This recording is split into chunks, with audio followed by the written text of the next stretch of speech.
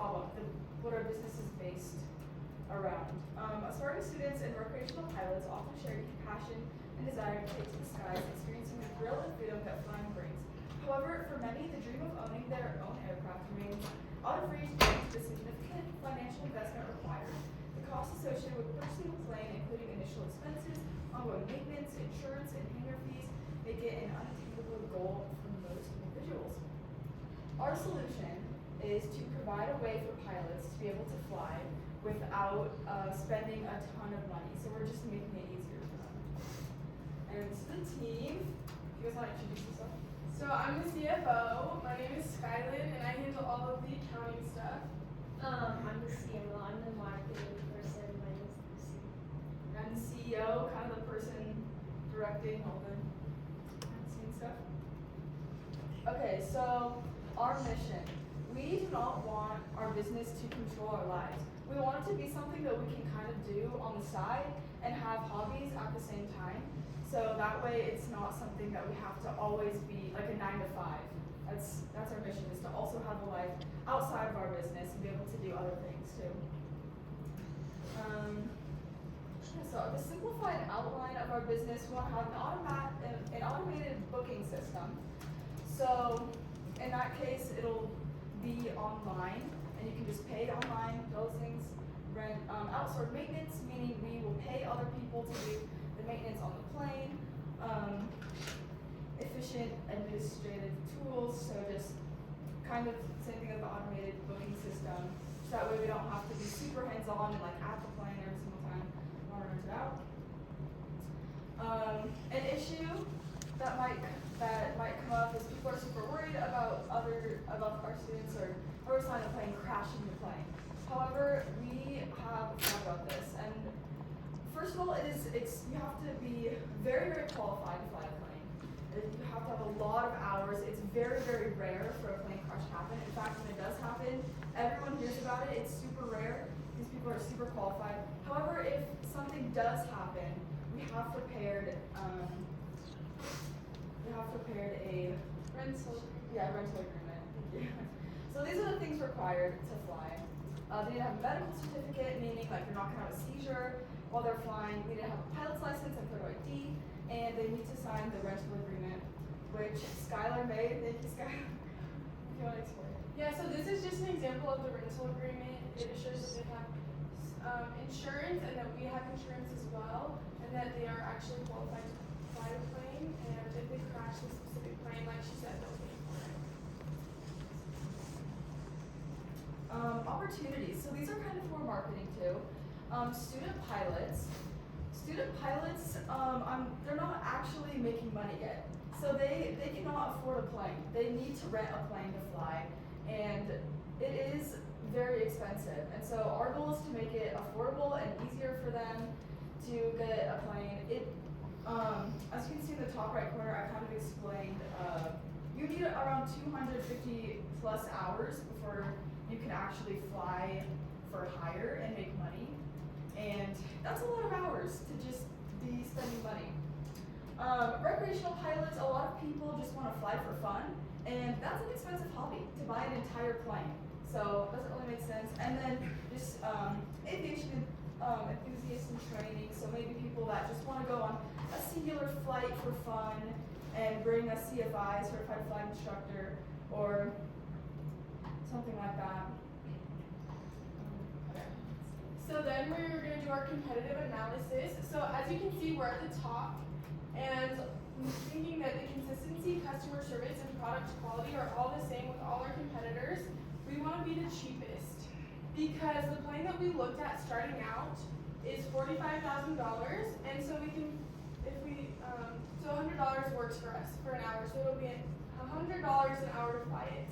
And our lowest competitor is 110 that we saw, and our highest was 180. So that's kind of our demographic to make it better for students. Yes. At the FBO that I work at, I kind of put it up here, there is a plane that is being rented out constantly for $180, and that's kind of my inspiration. This guy, because I think I've seen him in the airport maybe one time. He seriously, it's a super good gig for him. He makes a lot of money, and it's barely any work, and we would be doing it for a lot cheaper in the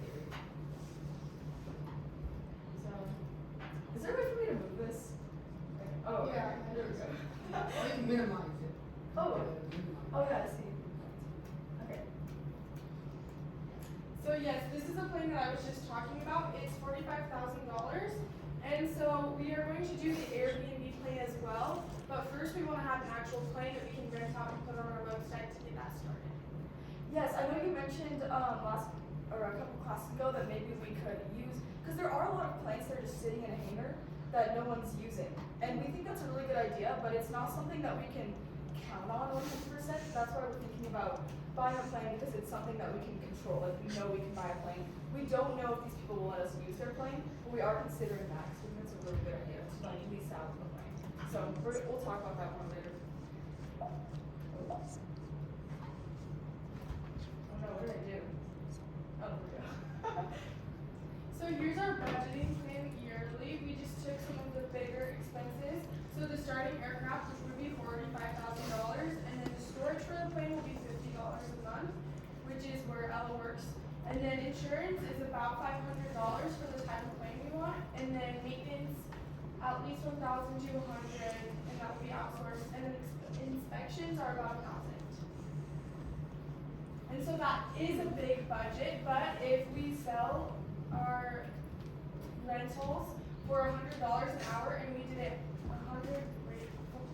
and they were rented out 40 hours a year, it would be 40 hours a week, yes, all weeks of the year, we'd get $208,000.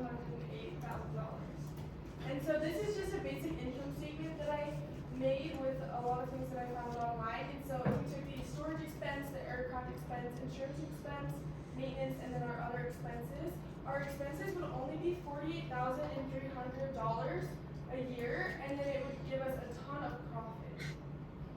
And then this is a sole proprietorship. Ella owns it, and then we're just her workers.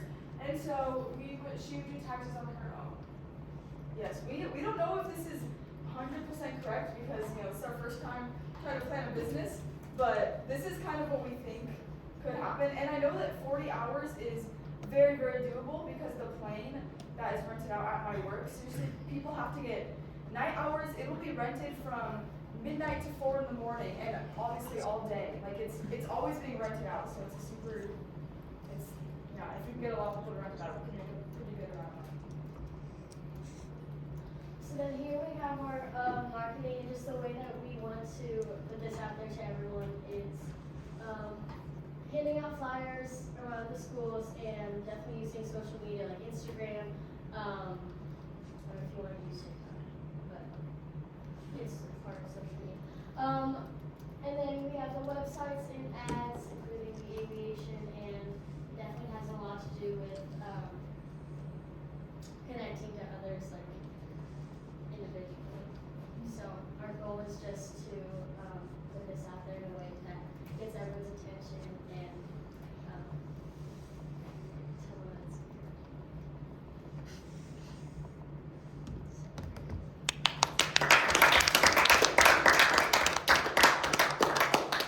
Do you guys have any questions? Yes. So I was looking at the income statement, and I didn't see fuel in there as an expense. I was wondering if that's part of like Oh, other yeah. expenses, because I know that that's like really expensive. So they have to pay for their own fuel when they rent the plane. Okay, so it's the $100, and then they pay for fuel Yes. as well. Okay. I think I might have put that somewhere. So how much would that cost them per hour, I guess? So for the light sport, it takes avgas or 100 low lead. I don't know what you want to call it, but it isn't crazy expensive. I think it's around $5 a gallon, and then if you at my work at least that's what it is, and then if you fuel it up yourself, it's around $4. So it's not crazy expensive, and normally people will get like around 10 gallons or so, but that is a pretty big concern. But yeah, what we're renting out is just the plane. We're not really dealing with the gas or anything. We kind of expect them to fuel the plane themselves. Who's your competition? Our competition? That's a really good question. Do you guys have any? Yeah, so I mean there is the plan that I just mentioned. I forget the town, I think it's Kilo Sierra, but that could be competition, which is $80 more than what we would be doing it for. So, oh yeah, I think, go back. back to that slide. Oh yeah, so yeah, these are our competitors that we've researched. And So these competitors, you actually have a name, you know, the lowest competitors, the highest competitor. You actually have, it's a company you find. yeah, so it's not even necessarily a company. It's more of just someone that has a plane and is renting it out, and they just are renting it out to like aspiring pilots. Where did you find these information? I work at the airport. I work at the FBO. The person that I know that's doing this, his name is Justin. He used to actually own the FBO, and then he just sold it, and then that's just kind of like his side business now. Okay. When you say FBO means, I'm not quite sure what it stands for. It's kind of like a fancy gas station almost, where we fuel the planes and we work with a bunch of companies, like Duke Aviation, Jet Around the World. Like these people will just come through and get gas. It's kind of how I know about the aviation industry, just because that's where I work. so this is local market, you're talking about St. George. Yeah, we're talking about St. George. I think it would be cool if in the future we could expand to other airports, but for now we're just thinking about St. George. So, the reason I ask is you have the storage is $50 a month, but my friend Brian has a storage in Los Angeles and he's paying $500 a month. Oh wow. So I guess St. George is cheaper. Yeah, so at the place that I work at, it is $50 a month to have a tie down there. So it's not in a hangar necessarily, but luckily in St. George you don't have to deal with frost, and it barely ever rains, and so it's pretty safe. But if we were to do it up north, it would need to be in a hangar, which would be a lot more expensive to store it there. That's a good point. I think we get it. Oh, yeah. Yeah. I was gonna ask, do you work at the airport in St. George? Yeah, I don't necessarily work at the airport. I work at like a private jet center type What's place. the name called? Million Air is what it's called. It's two separate words. Yeah, my friend works there, that's what I was asking. Oh, wait, who? Jake Bushman. Oh yeah, okay, he's awesome. I work with him all the time. Yeah, he's a line manager. He fuels the planes. Irrelevant, He's yeah, cool. it's irrelevant.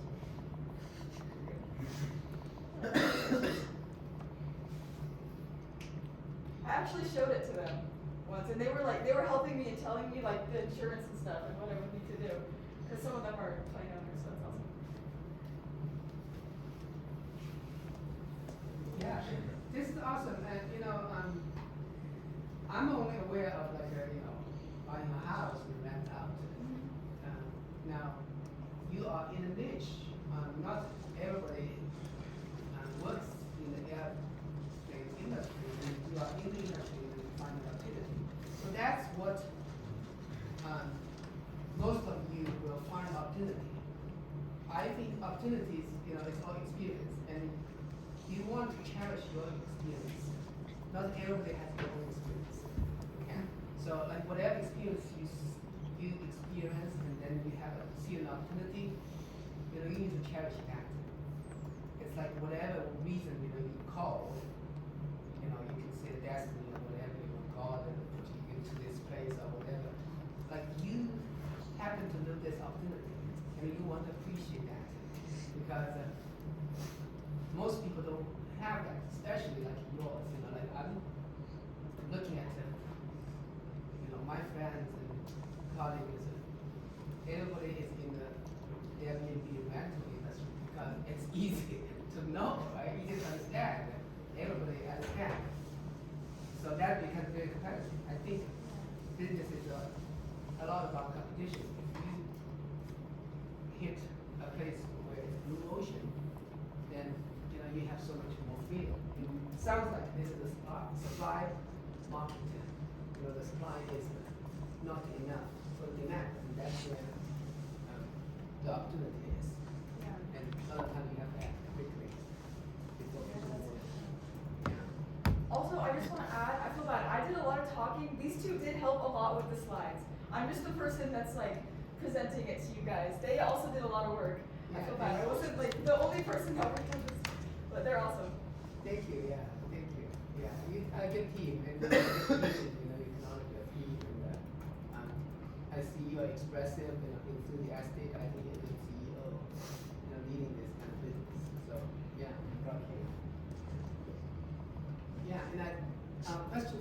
how do you raise the $45,000 to buy the first airplane? I'm gonna pass it on to our accountant. I was thinking about some sort of business loan or something like that, and then if we couldn't get one because we don't have the good credit for it, then like finding investors. Okay, you invest. Okay. Did you talk to your parents? Are they able to invest a little bit? I did not talk to them, but that would definitely be a good thing to do. Okay. Yeah, I Consider mean, that for sure. if it's important for you to have the first airplane, you know, and I would say one thing you can just, you know, charge your credit card. I'm sorry. It's simple, but you need to be careful with the credit card. If you don't pay off, usually the rate are very high. But it's important to keep a good credit.